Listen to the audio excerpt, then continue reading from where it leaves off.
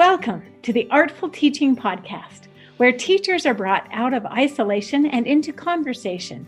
We're your hosts, Callie Phlox. And I'm Heather Francis.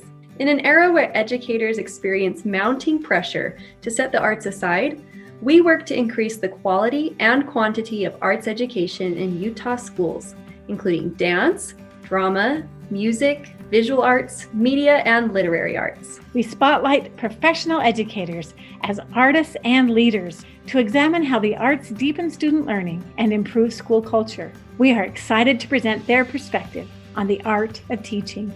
We're glad you've joined us.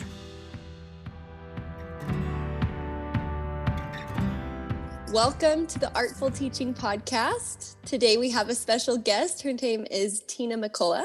She has been a leader in arts integration for many, many years.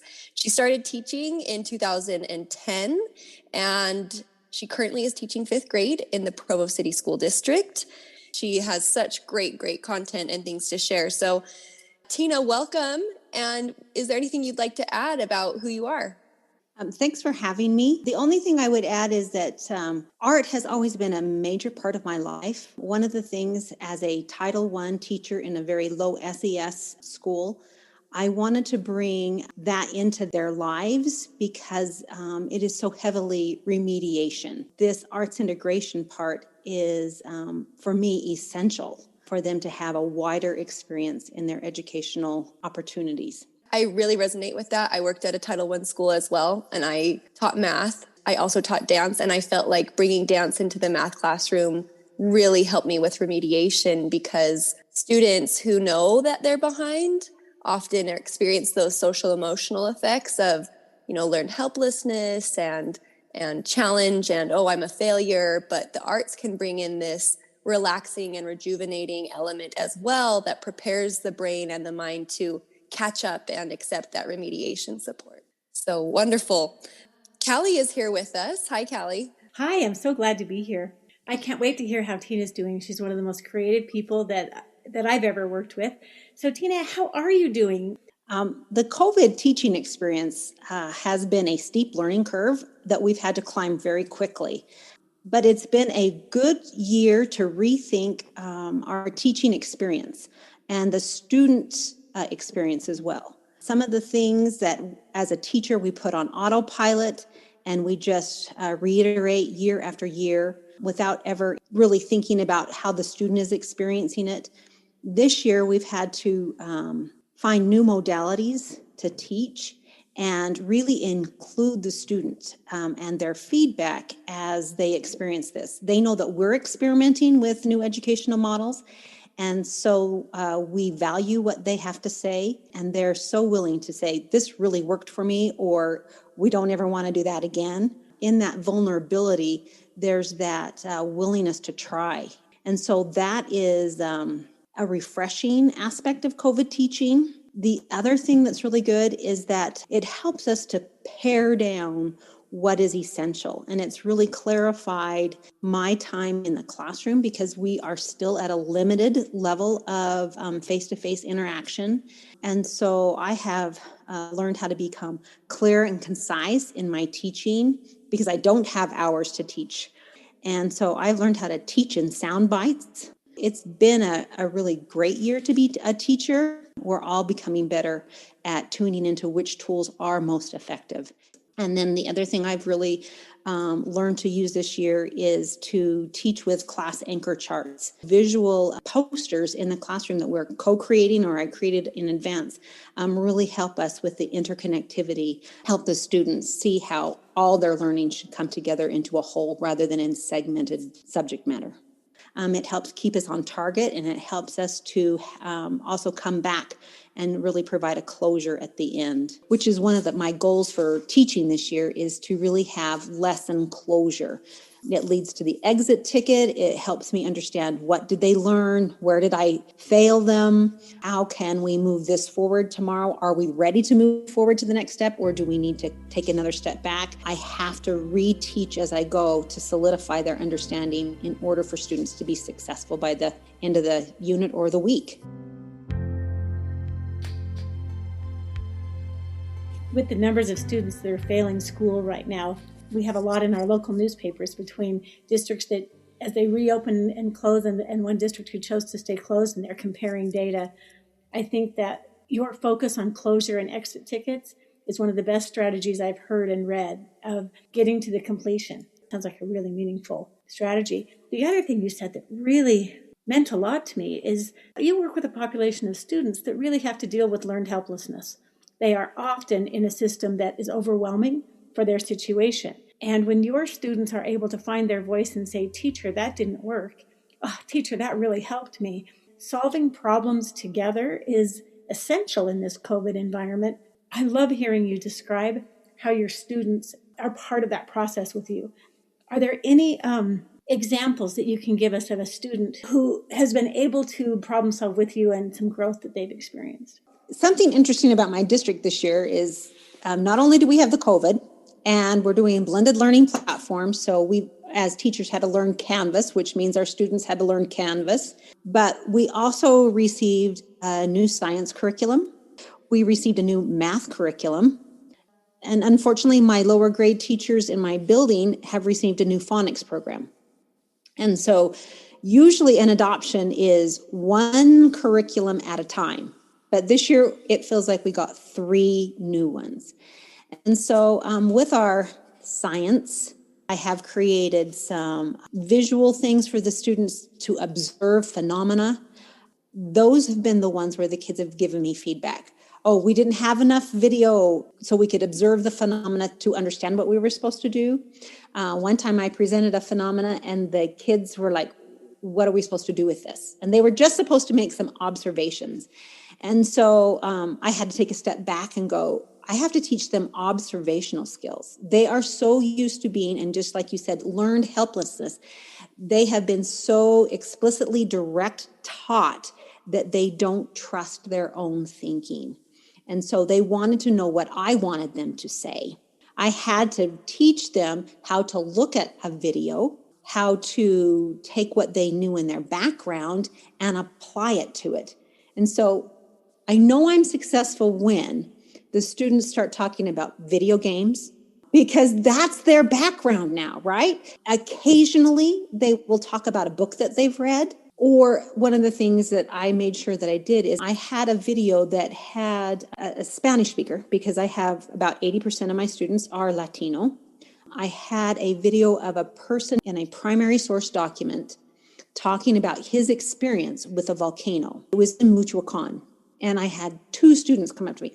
Hey, I'm from Michoacan. I bet you my grandparents know this guy, and the whole idea that was in Spanish. Now, my little English speaking kids, they were like, but we didn't understand what he was saying. And I said, but did you read the subtitles below? And they thought, oh, they didn't know that they could read the subtitles and that was what he was talking about. So I was teaching a lot of those skills that my Latinos had become used to because it's in their environment, but that I honored them in that way. And it was all from their feedback.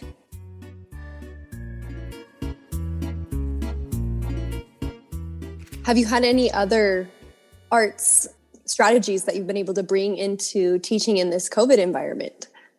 One of the things about art is that it's intrinsically motivating.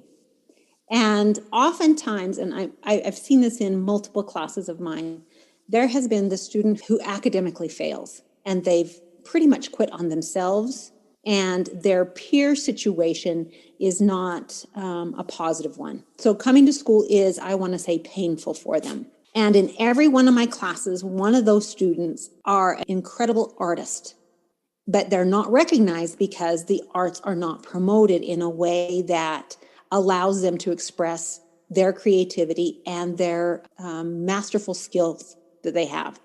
I have one student this year who has a very difficult time wanting to listen. He's pretty much quit. We did a directed drawing, just a really simple, it was a reward for behavior. He paid more attention than I have seen him pay in any lesson. He turned to face me. He was watching. He was listening. He was following. And I thought, this kid does not have an attention problem. He has a motivation problem. What motivates him is art. So I took that little 15-minute directed drawing lesson, and what I have started doing now is at the end of particularly difficult things for him, I will insert an art project or an art type of activity that when you finish this, you can go and watch this video and do this art project. And I'm amazed at what is coming out of him now. I mean, before I could get probably 3 words written down on an exit ticket. And when I said, you have to have a paragraph, he had a paragraph because he wanted to go to that next level. In that blended learning teaching environment, the students with their headphones on and they're watching it just like a DIY video, they're all just really paying close attention. And when something goes too fast for them, they pause it and they rewind it. And I noticed that they would do that with the art. And so I started putting more and more instruction for grammar in that type of environment because they'll pause it, they'll go to their graphic organizer, they'll either go to their practice. And I learned a better pedagogy to help students who would zone out if I were teaching whole class. But because they're in that really concentrated environment, they're willing to pause it, move it forward, and listen to it. I won't say that he listens to me very well in class, but when there is an art project at the end of something, he will get it done for me. And so I'm going to use that motivation for art, use it a lot more in this upcoming year. It was a really cool thing to discover.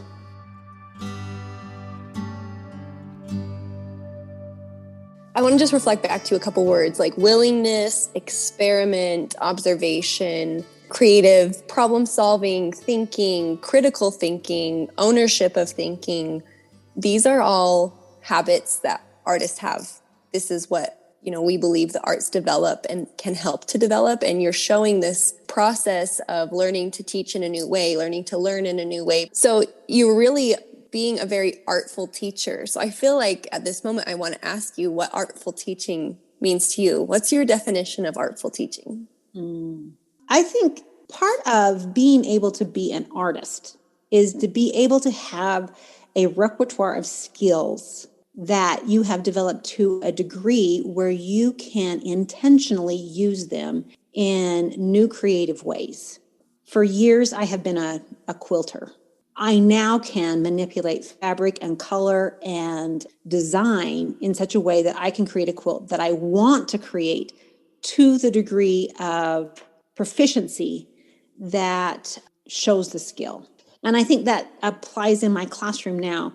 And one thing that has really, really helped me was my that self-study, not only through the arts endorsement as that final culminating project, but also through my master's degree. It helped me become that teacher who was reflective purposefully.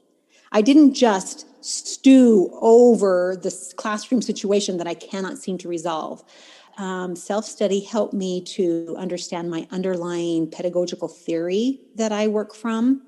And it helps me be able to take the skills that I know are effective and that I can use as, I don't want to say it's a backup, but I can use to move learning forward. And so when I encounter a difficulty now or a situation that is new, I start back and think, what went right, what went wrong, use my own feedback, use student feedback, and then where have I stayed true to my pedagogy and where do I need to improve? And so when I go into the classroom now, I don't feel like I'm doing it wrong, but that we're experimenting together and that I believe that we are constructing our own understandings and our own learning. Everything can be learned from. It's not if we don't just get this today like this, then we'll never learn it. I don't believe that anymore because just like dance, it is an experiment that you do at that moment in time. And in essence, it disappears, but you still have that muscle memory. You still have that feeling when you hear that music at that moment again, even if your body is not moving. And I think teaching and learning is a lot like that. Whether I am a student or whether I am the instructor in the classroom. It's that application of the skill in a new situation where we can build upon and make connections to other parts.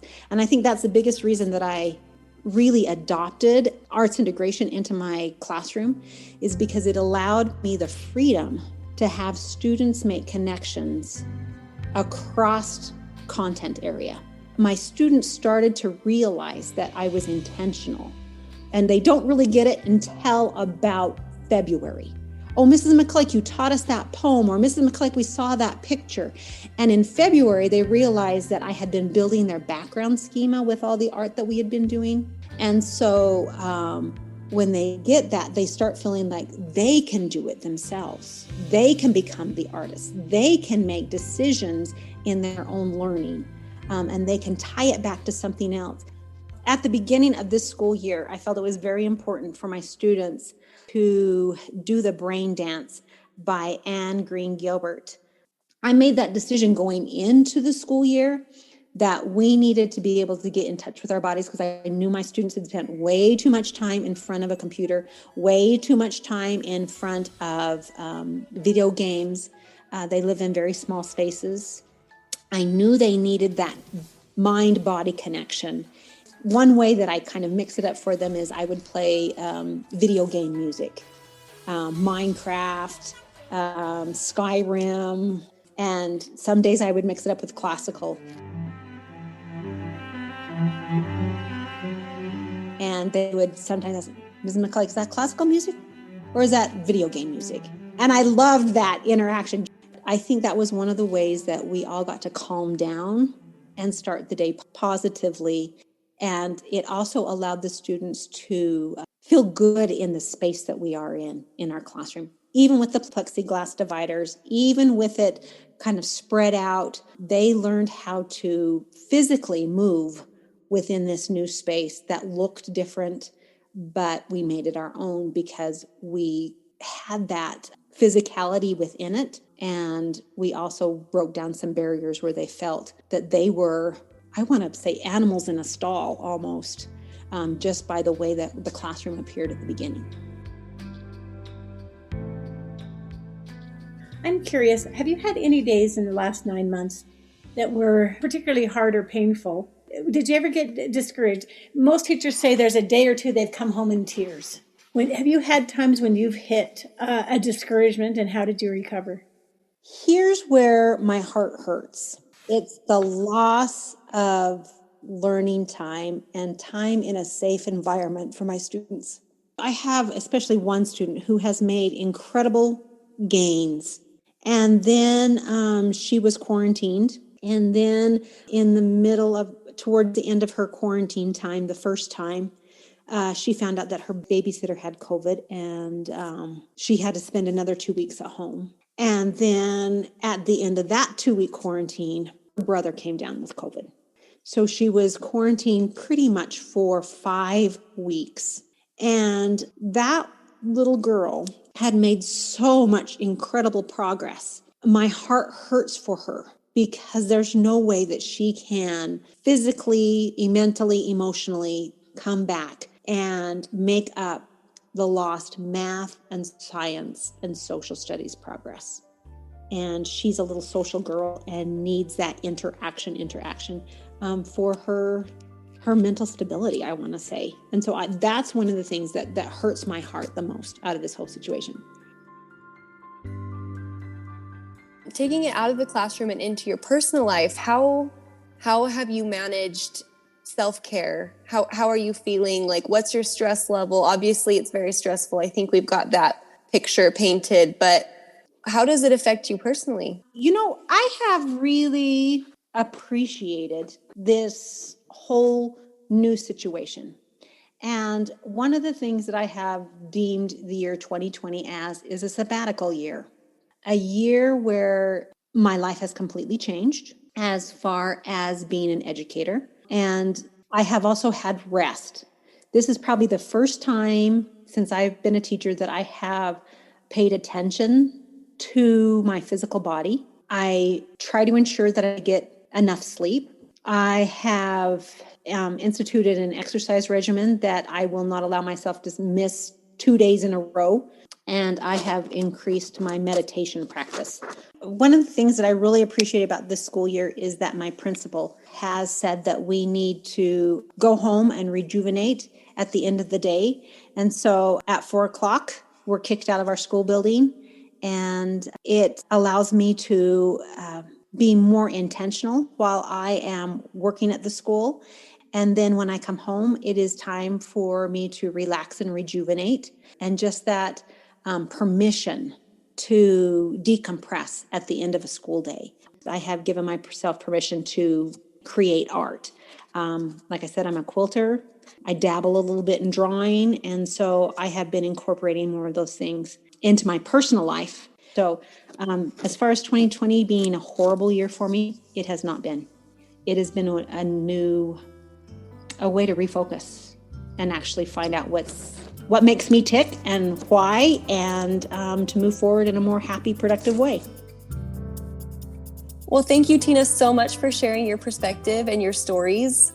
You are a great orator. I always love to hear your stories, and I learn so much when I hear you talk, not just about like what's going on in the classroom and what's happening in the education field, but you give great pedagogical strategies that if I was in the classroom right now, I feel I could take immediately into my room and implement to, increase my own creativity and practice. So thank you for sharing. You're so generous. Yes. 2021. Here we go. Yes. We can do it. We can do it.